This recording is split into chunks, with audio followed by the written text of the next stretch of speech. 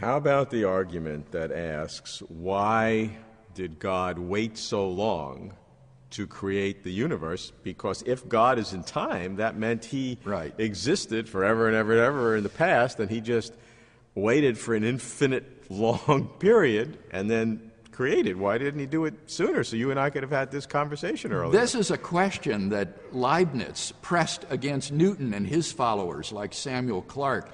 And I think that it is a sound argument against thinking that God has endured through an infinite sequence of temporal moments prior to the moment of creation. I think that that argument does show that that's impossible.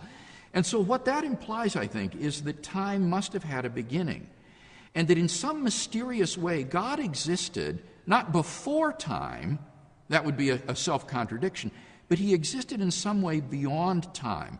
And so the way I would put it is this, is that God is timeless without creation, and he is temporal since the moment of creation.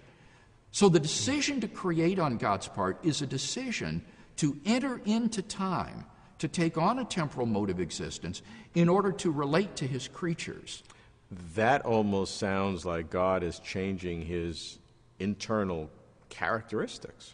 Well, it depends on whether or not you think that God's temporal status is essential to the nature of God. And I don't think that we should say that. I think that it is essential to God to be eternal. And by that we mean he is without beginning or end. He neither came into existence nor will he go out of existence. So everyone can agree that God is eternal.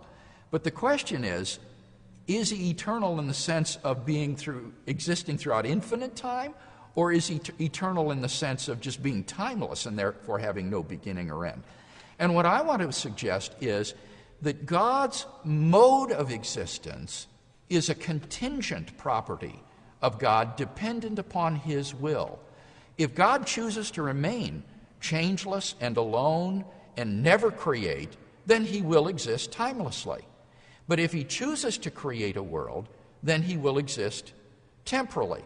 So I think that it makes sense to say that God is eternal in the sense of having neither beginning nor end. He is permanent. Nobody argues that one. Right. So that is an essential property of God, but it's up to God whether or not he exists timelessly and eternally or temporally and eternally. So can he change his mind and go back? Now that's a really profound question. Could God, say, annihilate the universe and annihilate the world and resume a state of timelessness? I don't think so. And the reason is that he doesn't want to, or it's impossible? That it would be impossible. You think it's impossible for God to do that? I think so, because I think that, given the nature of time, that if God were to annihilate the world, it would always make sense to say that God did, the world did exist. He did annihilate it. And he no longer exists with a world. So once time comes into being, that fact is always a temporal fact, even if God annihilates everything and goes back to a state of changelessness. So that was a big decision he made. Yeah. I mean, because that got him into time, and we're saying once he was in time, he was locked there forever. Well, the word locked, again, is an emotionally loaded term. I mean, in one sense, as we were talking about a moment ago, you can be locked in timelessness, like a frozen mannequin, unable to do anything, to respond to anything. In one sense, God liberates his activity and relationships by entering into time so that he can interact with his created world of temporal persons. One can argue either way, which is better. You have a good argument. But what I'm saying is once that decision was made, it's irrevocable. I think that's right. But of course, God does that with full knowledge.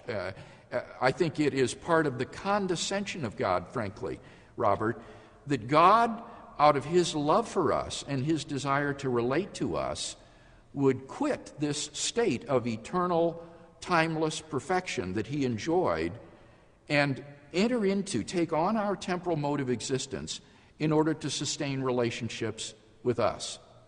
You are then limiting God, because God is now in a state from which he cannot remove himself. He is in time and forever thereafter has to be. It's no more limitation on God's power than his inability to create a square circle or a married bachelor. These are logical impossibilities, and being omnipotent doesn't mean the ability to do the logically impossible. Sure, but God could have never made it a married bachelor or square. And he never. could have never created time or the universe and entered into it. So, again, if you think of it But as once a limitation, he did that, it's he a was then self-limitation. Right. And once he's done it, I think that he will remain always in time. But that is no more an infringement of God's ability than, as I say, doing some other logical impossibility, like making a square circle or something of that sort. But this is a conscious decision on God's part to do something from which he cannot emerge, whereas as squaring a circle or a married bachelor is something he never could have done. Because that's right. That's right. I mean, he could have never created a bachelor at all, but it lies completely beyond God's power to create a married bachelor or a square circle. These are logical impossibilities. And in the same way, it's logically impossible to bring it about that the past which existed has not existed. Right. That's as much a self-contradiction as a square circle. I agree, but God makes that conscious decision to put himself in that condition. Yes, that's right. And so he does it because of this desire to develop relationship with his created creatures. Yes, I think that's right. It would be similar to his giving free will to creatures. God limits himself in such a way that he creates persons who are able to rebel against him and do things that are contrary to his will, that are beyond his control, because it's logically impossible to make someone freely do something.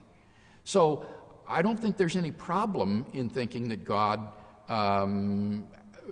enters into situations in which he doesn't control everything.